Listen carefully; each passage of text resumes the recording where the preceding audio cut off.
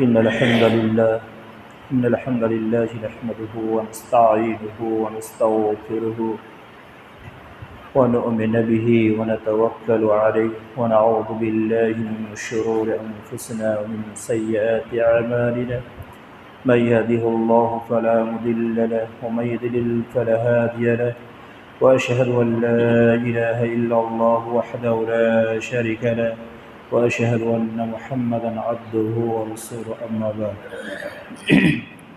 أعوذ بالله من الشيطان الرجيم بسم الله الرحمن الرحيم يا أيها الناس اتقوا ربكم الذي خلقكم من نفس واحدة وخلق منها زوجها بث منهما رجالا كثيرا ونساء واتقوا الله الذي تساءلون به والأرحام إن الله كان عليكم رقيبا يا أيها الذين آمنوا اتقوا الله حق تقاته ولا تموتن إلا وأنتم مسلمون يا أيها الذين آمنوا اتقوا الله وقولوا قولا سديدا يصلح لكم أعمالكم ويغفر لكم ذنوبكم ومن يطع الله ورسوله فقد فاز فوزا عظيما أعوذ بالله من الشيطان الرجيم بسم الله الرحمن الرحيم يا أيها الذين آمنوا ادخلوا في السلم كافة إلى آخره সম্মানিত আজকের এই সভার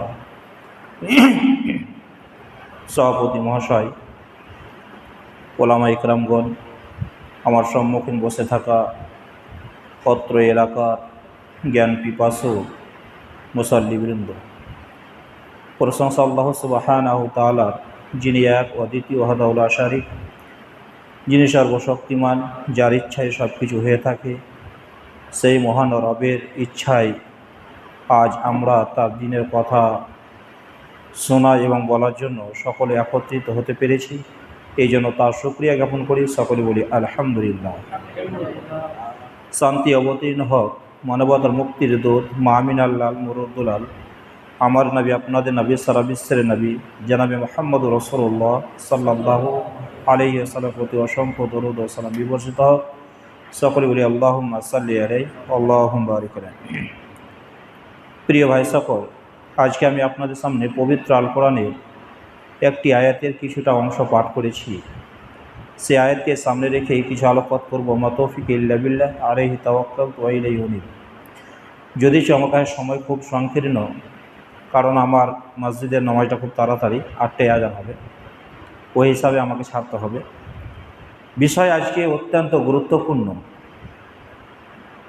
আমাদের সমাজে সবচেয়ে কম আলোচিত বিষয় হচ্ছে তাওহীদ। মানুষ তাওহীদ সম্পর্কে অবগত নয়, যার কারণে আমাদের ঘরে যুব সমাজ যারা মুসলিম, আমরা মনে করছি যে তারা মুসলিম, কিন্তু আদৌ কি সে আল্লাহর কাছে মুসলিম? এই জিনিসটা ভাবতে হবে। আমি জানছি যে জন্মগতভাবে মুসলিম ঘরে জন্মগ্রহণ করেছে মুসলিম, গরু মাংস খাচ্ছে বলে মুসলিম, কিন্তু আল্লাহর কাছে কি সে আদৌ মুসলিম? এই জায়গায় আপনাকে বুঝতে হবে। আমরা এখানে অনেকগুলো মুসাল্লি সালাত আদায় করলাম ঠিক, কিন্তু আমি কি আদৌ প্রকৃত আল্লাহর কাছে মুসলিম হতে পেরেছি? এই ব্যাপারটা ভাবতে হবে। নামাজ পড়ে যে আপনি মুসলিম থাকবে এ কথাটা নয়, কারণ তাওহীদ সম্পর্কে আপনাকে অবগত হতে হবে। আমি বেশ কয়েকদিন আগেই কথা বলছিলাম, কথা বলতে বলতে এক প্রসঙ্গে একজন ব্যক্তি তাকদীরকে অস্বীকারই করে নিল। তাকদীর বলে কিছু নেই, তিনি বলছে আমি যা করবো সেটাই। তাহলে ইমানে যে 6টি রুকুন, তার একটা রুকুন হচ্ছে তাকদীর। সেই তাকদীরকে অস্বীকার করে নিল, তাহলে ইমান থাকবে? অস্বীকার করলো মানে ইমান থেকে বেরিয়ে গেল। তার মানে আপনার চোখে লোকটা মুসলিম, কিন্তু আল্লাহ সুবহানাহু ওয়া তাআলার কাছে আদৌ কি সে মুসলিম? এই জন্য আজকে আমার আলোচ্য বিষয় হচ্ছে তাকদীর সম্পর্কে। তাকদীর সম্পর্কে বলতে গিয়ে আপনার অনেক প্রশ্ন জেগে আসবে, অনেক জিনিস আপনি প্রশ্ন করতে পারেন। তবে এতটুকু বলবো, এর মধ্যে কোনো প্রশ্ন করবেন না, বরং যে পয়েন্টগুলো আমি আপনাদের সামনে তুলে ধরবো সেই পয়েন্টগুলো সুন্দরভাবে বোঝার চেষ্টা করবেন এবং সেটার প্রতি ঈমান রাখবেন। কোনোভাবে আপনি তর্কে জড়িয়ে আসবেন না, আপনি প্রশ্ন করে অযথা করবেন না, না তো বেশি প্রশ্ন করলে আপনি বিভ্রান্তের মধ্যে পড়ে যাবেন। এই জন্য প্রশ্ন নয়, যে পয়েন্টগুলো আমি বলবো সেই পয়েন্টগুলো খুব লক্ষ্য রাখবেন, আর আপনার ওটা ইমানি ব্যাপার, ইমানের মধ্যে বেঁচে রাখবেন যে হ্যাঁ এটা ইমান রাখতে হবে। আব্দুল্লাহ ইবনে ওমর রাদিয়াল্লাহু তাআলার কাছে একজন ব্যক্তি এসে বলছে যে আপনারা সফরে যে সালাত আদায় করছেন 2 রাকাত করে, এটা তো কোরআনে নেই।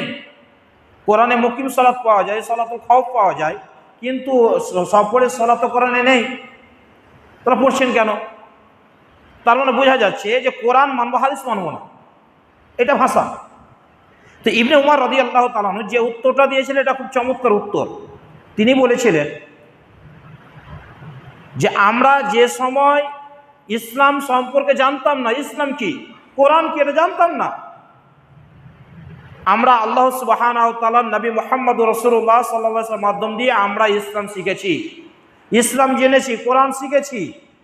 তো যে নবীর মাধ্যম দিয়ে আল্লাহ সুবহানাহু ওয়া তাআলা আমরাকে ইসলাম বুঝিয়েছে, যে নবীর মাধ্যম দিয়ে কোরআন শিখিয়েছে, সেই নবীকে দেখছি তিনি সফরে 2 রাকাত করে সালাত আদায় করছেন, তাই আমরা সালাত আদায় করি। তার মানে যারা বলবে আমি কোরআন মানি না, এই হাদিস মানি না, তাহলে এরা কিন্তু হাদিসকে অস্বীকার করছে, কোরআন মানবে, তাহলে সে ব্যক্তি চলতে পারবে না। এই জন্য ইবনে ওমর বলছে যে আমরা তো নবীর মাধ্যম দিয়ে ইসলাম শিখেছি, কোরআন শিখেছি, যখন আমরা কিছুই জানতাম না, কোরআনও জানতাম না, ইসলামও জানতাম না, আল্লাহ সুবহানাহু ওয়া তাআলা নবীর মাধ্যম দিয়ে আমরাকে কোরআন ইসলাম শিখেছে, আর সেই নবীকে দেখছি তিনি সফরে 2 রাকাত সালাত আদায় করছেন, তাই আমরা করি।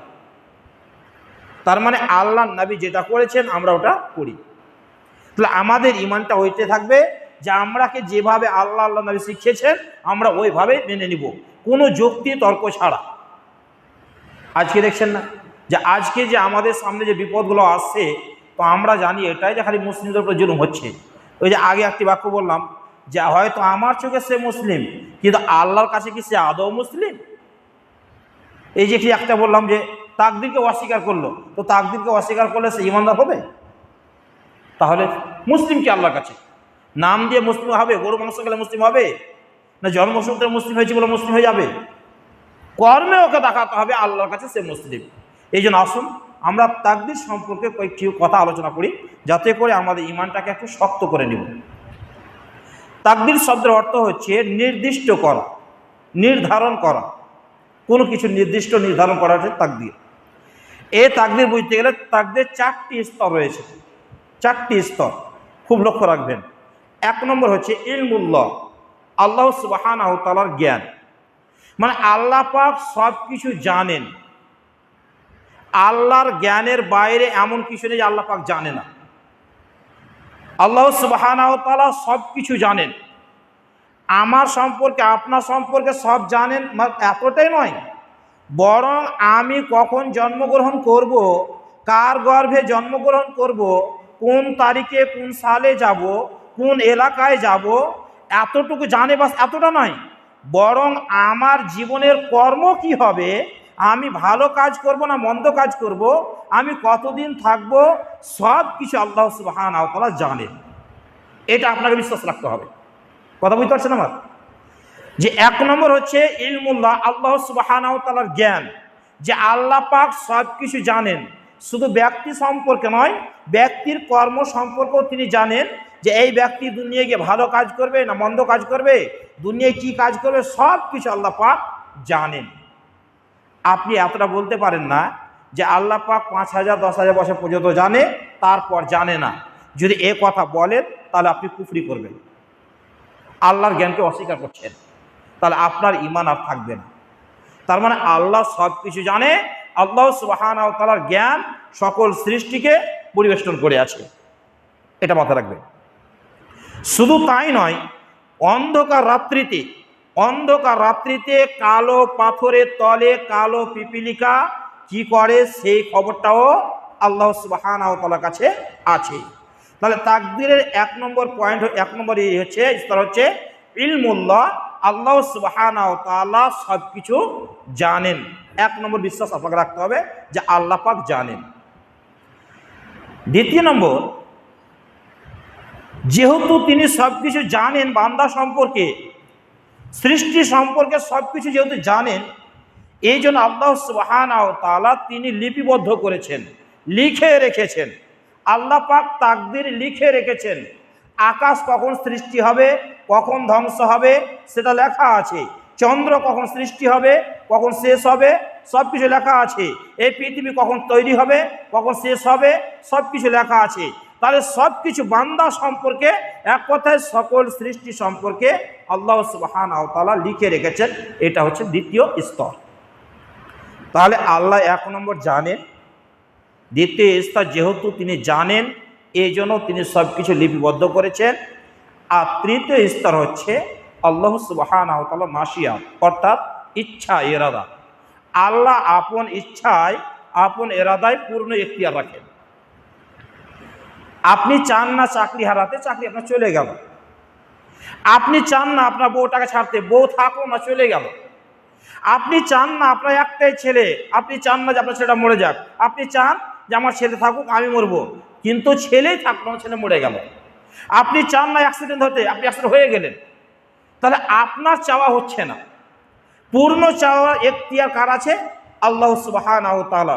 তিনি যেটা চান সেটাই হবে, তিনি যেটা ইচ্ছা করেন সেটাই ঘটবে। তার ইচ্ছাই সব কিছু, আপনার আমার ইচ্ছা নয়।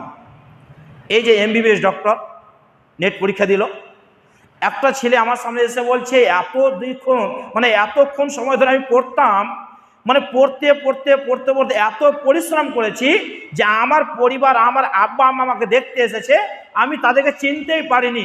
পড়ার ধ্যানে আমার মাথা খারাপ হয়ে গেছে। আল্লাহু আকবার, কত পরিশ্রম করেছে। তারপরে নেট পরীক্ষা দেওয়ার পরে সে আবার ফেল হয়ে গেছে। তার মানে এত পরিশ্রম করলো, ইচ্ছে ছিল যে আমি পাস করব, কিন্তু আল্লাহ সুবহানাহু ওয়া তাআলা ইচ্ছা নেই, এই জন্য সে ব্যর্থ, পারল না।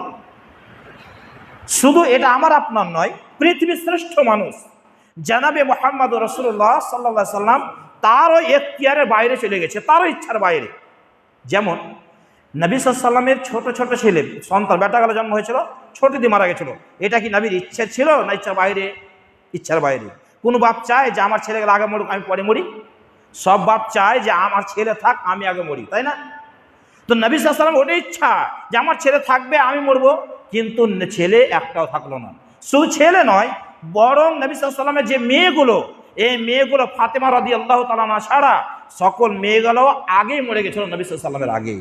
তাহলে এটা মুহাম্মদ সাল্লাল্লাহু আলাইহি সাল্লামের ইচ্ছার বাইরে না ইচ্ছার মধ্যে? ইচ্ছার বাইরে। নবী সাল্লাল্লাহু আলাইহি সাল্লাম তাইফের মাঠে গেছিলেন, তাইফে দাওয়াতে গেছিলেন, সেখানে ইচ্ছা নিয়ে গেছিলেন যে আমি ওখানে গিয়ে রক্ত মাখা অবস্থা ফিরে আসবো। এটা কি তার ইচ্ছা ছিল? ছিল না। কিন্তু সেখানে গিয়ে তাকে রক্ত খেতে হলো, মার খেতে হলো, মাথায় রক্ত বইয়ে দিতে হলো। তাহলে এটা তার ইচ্ছার বাইরে, কিন্তু ইচ্ছাটা কার? আল্লাহ সুবহানাহু ওয়া তাআলা। তিনি যখন উহুদের মাঠে গেলেন, এই নিয়ত নিয়ে গেছিলেন যে আমার সাহাবারা শহীদ হয়ে যাবে, এই নিয়তে গেছিলেন যে আমার দাঁত মুবারক শহীদ হবে, এই নিয়ে গেছিলেন না। তিনার ইচ্ছা ছিল যে কাফেররাকে পরাজয় করে জাহান্নামে পাঠিয়ে আমরা জয় করব, এই ইচ্ছা নিয়ে গেছিলেন। তারপরে তিনি জিহাদের ময়দানে গিয়ে ৭০ জন সাহাবীকে শহীদ হতে হলো, তার দাঁত মুবারক শহীদ হতে হলো, তখন থেকে সন্তুষ্ট, ধৈর্য হতে হলো। কিন্তু ইচ্ছা তো ছিল না, ইচ্ছা ছিল কাফেররাকে পরাজয় করে জাহান্নামে পাঠিয়ে দিয়ে আমরা জয় করব, কিন্তু মুহাম্মদ সাল্লাল্লাহু আলাইহি ওয়াসাল্লামের ইচ্ছা বাইরে। এই জন্য পূর্ণ ইচ্ছার এখতিয়ার কার? আল্লাহ সুবহানাহু ওয়া তাআলা। এখানে একটা কিস্সা কাহিনী বলি আপনাকে। আমি একটা বই পড়েছিলাম, ইমান যে আপনার কিভাবে হরণ হয়ে যাবে এটা আপনি কল্পনাই করতে পারবেন না। কয়েকদিন আগে একটা বক্তব্য শুদ্ধ শুনলাম, তো আমাদের যুব সমাজ তো এটা বুঝে না, যেহেতু ইসলাম, এই যে সকল মুসল্লিগুলো মসজিদে ছিল, ইনারা এখানে বসলো না, চলে গেল, বাইরে গল্প করবে অবশ্যই। এবার এখানে যে জ্ঞানটা পাওয়া যেত সেটা কি বাইরে পাওয়া যাবে? যাবে না। তার মানে ওনারা যদি এই জ্ঞানগুলো না নেয়, তাহলে অন্য অন্য আলেমদের যারা গোমরার মধ্যে রয়েছে, তারকে বক্তব্য সাথে প্রভাবিত হয়ে যাবে। তাহলে কী হবে? তার ইমানটা হরণ হয়ে যাবে। তো কীভাবে ইমান হরণ হচ্ছে একটা গল্প শোনাচ্ছি আপনাকে। আমি বইটা পড়ছিলাম, বেশ আমার কাছে মোটা একটা বই ছিল। ওখানে লিখেছে যে একজন মরিদের ছেলের জান কবজ করে নিয়েছে মালাকুল মাউত। তো মালাকুল মাউত যে জান কবজ করলো, এটা কার আদেশে করলো? আল্লাহ সুবহানাহু ওয়া তাআলার আদেশে। তো তিনি মালাকুল মাউত ওই মরিদের ছেলে জান কবজ করে দিলেন। মরিদ তখন পীরকে গিয়ে বলছে, আব্দুল কাদের জিলানী রাহিমাহুল্লাহকে, যে আমার ছেলে জান কবজ করে নিয়েছে। তখন আব্দুল কাদের জেলানি মালাকুল মাউতকে রাস্তায় ধরে নিয়েছে, যে বলছে দাও আত্মা দাও, রুহ দাও, দেবো না। এই করতে করতে দুজনে ঝগড়া, হাত থেকে ব্যাগটা পড়ে গেল, আত্মাগুলো আপন আপন দেহে ঢুকে গেল। তো এখানে আব্দুল কাদের জেলানি আলা কুল্লি শাইইন কাদির হয়ে গেল, হলো না, সর্বশক্তিমান হয়ে গেল। আর মালাকুল মাউত হেরে গেল, আল্লাহ পাক বড় অসহায় হয়ে গেল। নাউজুবিল্লাহি মিন যালিক। এটা কি ইসলাম?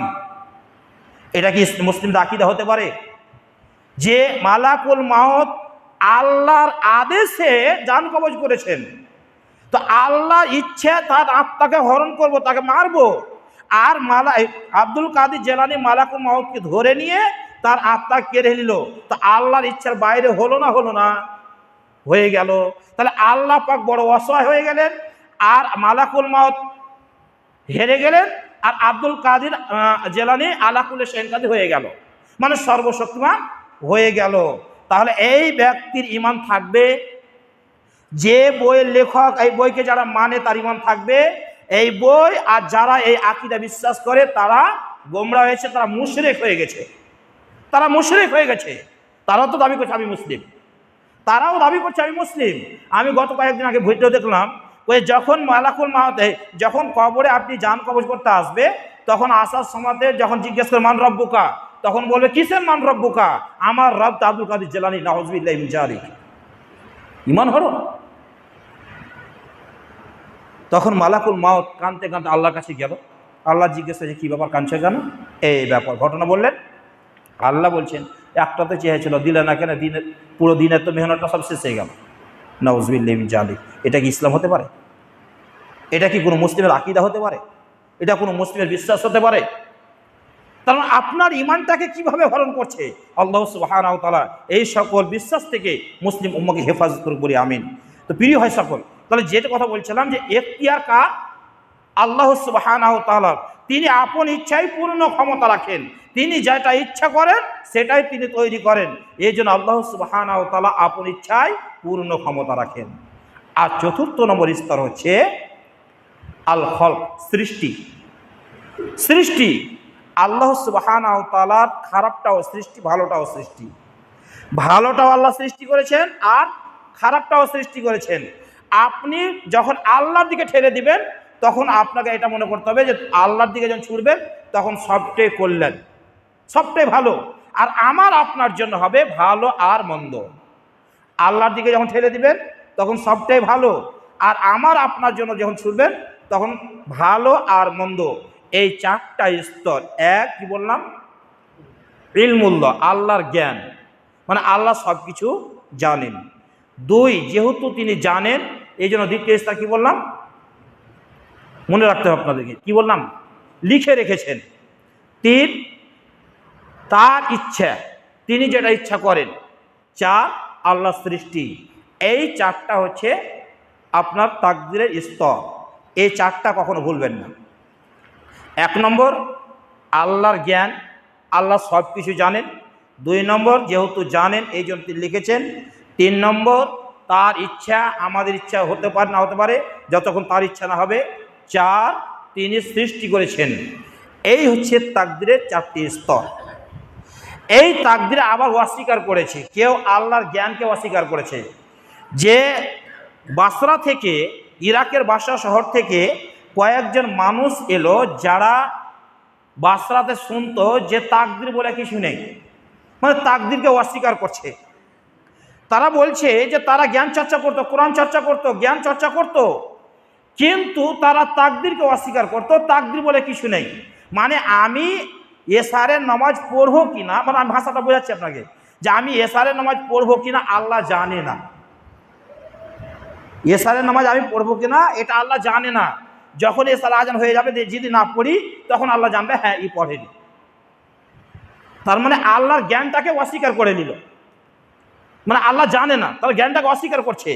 এবার ওই বলছে যে না আল্লাহ জানে কিন্তু আল্লাহ লিখে রাখেনি, মানে এইভাবে তাকদীরকে অস্বীকার করছে।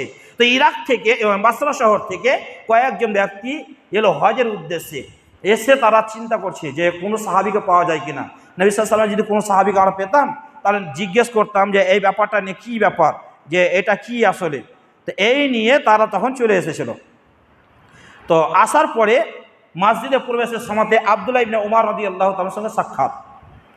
আব্দুল্লাহ ইবনে উমর রাদিয়াল্লাহু তাআলার সঙ্গে সাক্ষাৎ হলো।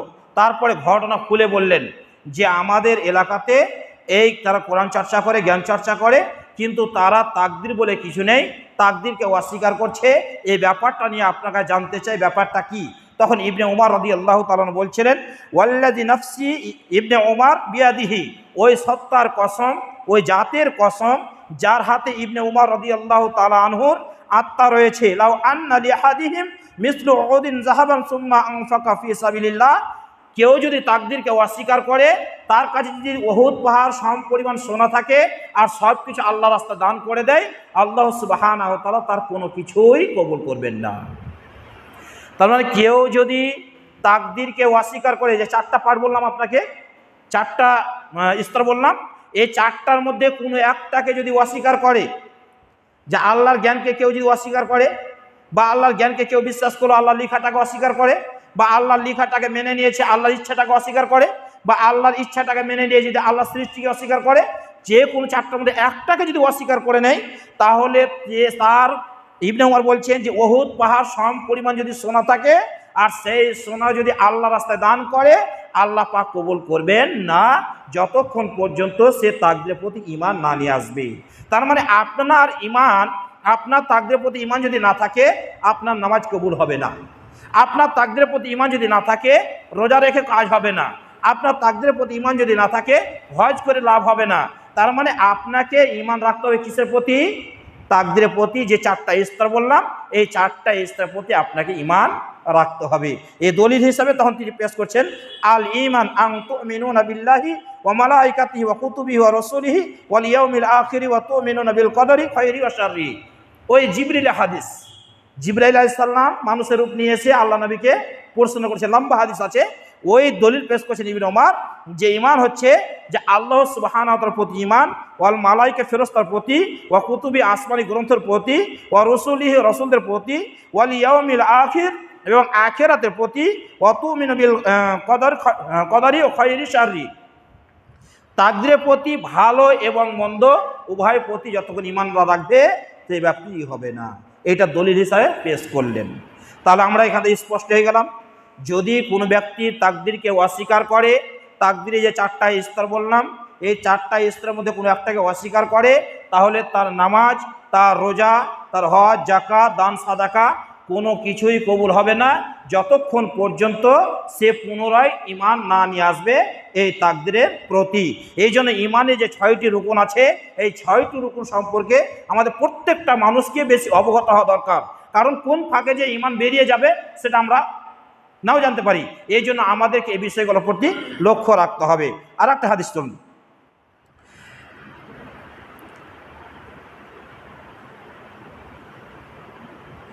উবাদা বিন সামিত রাদিয়াল্লাহু তাআলা আনহু তিনি বলছেন,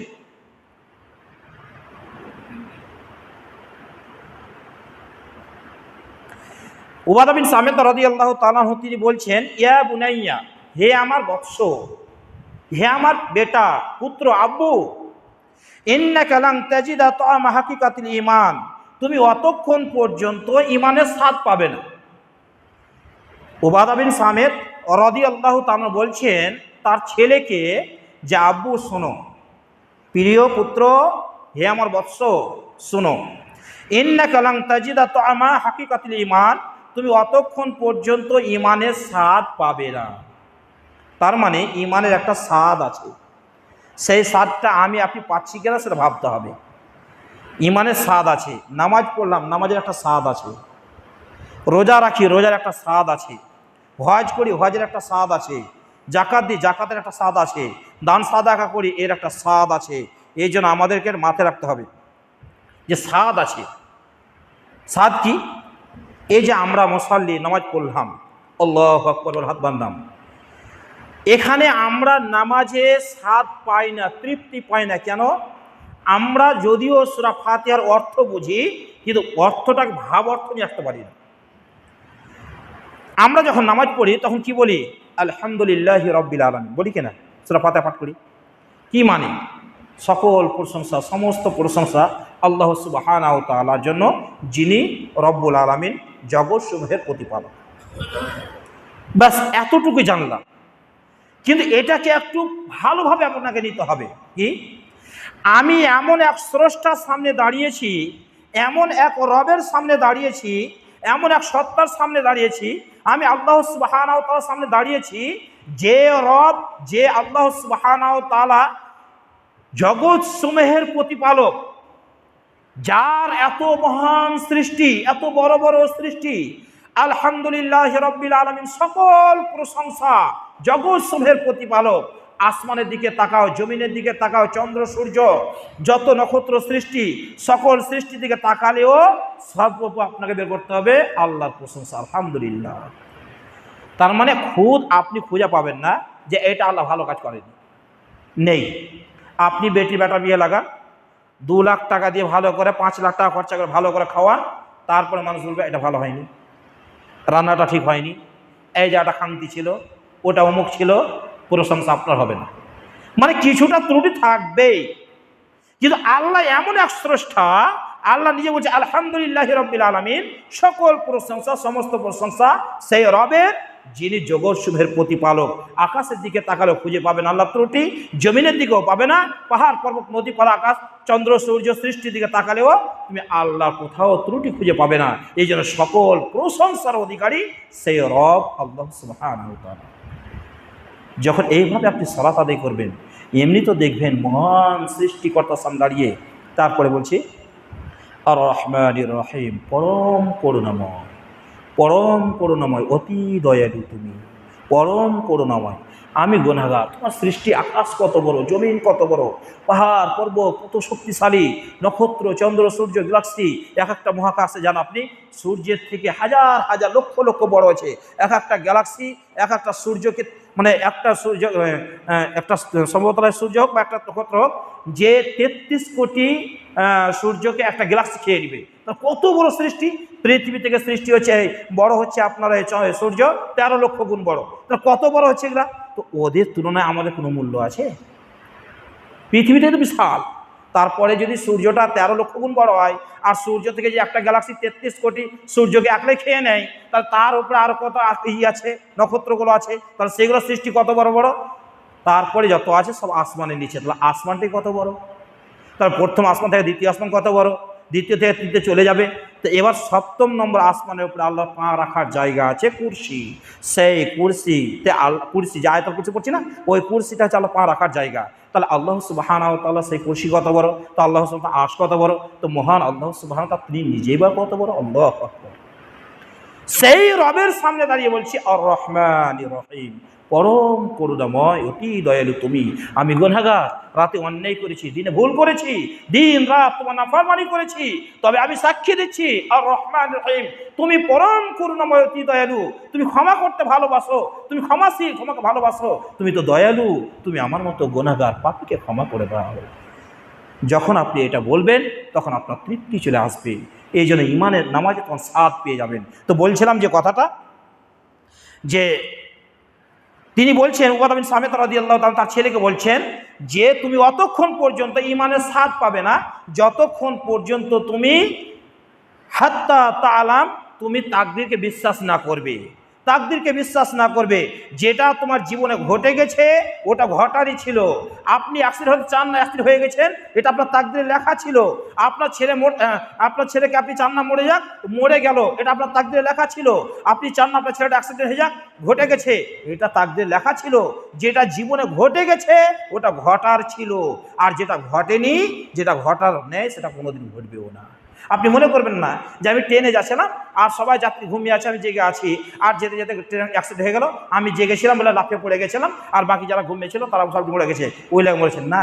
বরং আপনার তাকদিরে নেই, এই জন্য আপনি বেঁচে গেছেন, এদের তাকদিরে ছিল, ঘটে গেছে। তার মানে যেটা ঘটা ঘটে গেছে, আর যেটা ঘটেনি কোনোদিন তো আপনার ঘটবে না। এই জন্য এখানে বিশ্বাস রাখতে হবে। তারপরে দলিল হিসাবে পেশ করছেন সামিআতু রাসূলুল্লাহ সাল্লাল্লাহু আলাইহি ওয়াসাল্লাম ইয়াকুল ইন্না আউওয়ালা মা খালাকাল্লাহুল কালাম, তিনি বলছেন নিশ্চয় আল্লাহ সুবহানাহু ওয়া তাআলা সর্বপ্রথম কলম সৃষ্টি করেছিলেন। তাহলে সর্বপ্রথম আল্লাহ সুবহানাহু ওয়া তাআলা কলম সৃষ্টি করেছিলেন। তারপর বললেন লাহু উকতুব, তুমি লেখো, কলমকে বলছে আল্লাহ বলছে লেখো। তখন কলম জিজ্ঞাসা করছে যে ওমা জাকা আক্তব, আমি কি লিখবো আল্লাহ? তখন আল্লাহ বলছে উক্তুম মাকাদির কুল্লা শাই হাত্তা তাকুমুস সাআ, তুমি তাকদীর লেখো কিয়ামত পর্যন্ত। তাহলে আমি কখন জন্মগ্রহণ করব, আমি কার গর্ভে আসব, আমার দেশ কোথায় হবে, আমার তারিখ কখন হবে, আমি পৃথিবীতে কতদিন থাকবো, কি খাবো, আমি চাকরি করব, ডক্টর হব না আর কিছু হব, সব কিছু এ টু জেড লেখা আছে। এমনকি আপনার তাকদিরে জান্নাত জাহান্নাম পর্যন্ত লেখা আছে। কোন লোকটা জান্নাত যাবে, কে জাহান্নাম যাবে, এই কথা আল্লাহ সুবহানাহু লিখেছেন। আগে বললাম আল্লাহ সব কিছু আগে জানেন, তারপরে তিনি লিখে রেখেছেন, জান্নাত জাহান্নাম সব কিছু লেখা আছে, অতএব সেটা প্রতি হবে। তারপরে তিনি করছেন ইন্নী সামিআতু রাসূলুল্লাহ সাল্লাল্লাহু আলাইহি ওয়াসাল্লাম ইয়াকুল, আল্লাহ নবী সাল্লাল্লাহু আলাইহি ওয়াসাল্লাম মাতা আলা গায়রি হাদা ফালাইসা মিন্নি, যে ব্যক্তি তাকদীরের প্রতি ঈমান না রেখে মারা যাবে সে আমাদের দলভুক্ত নয়। কেউ যদি, আল্লাহ নবী বলছেন, কেউ যদি তাকদীরের প্রতি বিশ্বাস না রেখে মারা যায় তাহলে আল্লাহ নবী বলছেন সে আমাদের দলভুক্ত নয়। তাহলে সব কিছু আপনার তাকদীরে লেখা আছে, এটা আপনাকে ঈমান রাখতে হবে। একজন সাহাবী প্রশ্ন করছে, আল্লাহ নবী যেহেতু তাকদীরে সব কিছু জান্নাত জাহান্নাম লেখা আছে, তাহলে আমল করে লাভ কি? ওই আগে বললাম যে আপনার প্রশ্ন জায়গায় আসবে, কিন্তু প্রশ্ন করবেন না, যেভাবে বললাম সেটা আপনি মেনে নেন, প্রশ্ন করবেন না। তো উনি যে বলছেন যে আল্লাহ নবী তো সবই তো লেখা আছে, তাহলে কী করবো? আল্লাহ নবী সাল্লাল্লাহু আলাইহি ওয়াসাল্লাম বলছে আমল করো, আমল করো, তুমি জানো না তোমার তাকদীরে কি আছে, আমল করো, তবে তোমার জন্য সেই রাস্তাটা আল্লাহ পাক সহজ করে দিবেন। আমরা দুনিয়াবি দিনের ক্ষেত্রে তখন যুক্তি পেশ করি যে ভাগ্যে যেটা হয় সেটা হবে। তো তুমি দুনিয়া আখেরাতে দিনের ব্যাপারে কেন বলছো? তো দুনিয়ার ব্যাপারে বলো, আমার ভাগ্যে যদি এমবিবিএস ডক্টর থাকে তাহলে আমি 1 2 পড়ে আমার লাভ কি? তাই কি না? আমার ভাগ্যে যে আল্লাহ এমবিবিএস ডক্টর লেখা রাখে, তো আমি এমবিবিএস ডক্টর হয়ে যাবো এমনিতে।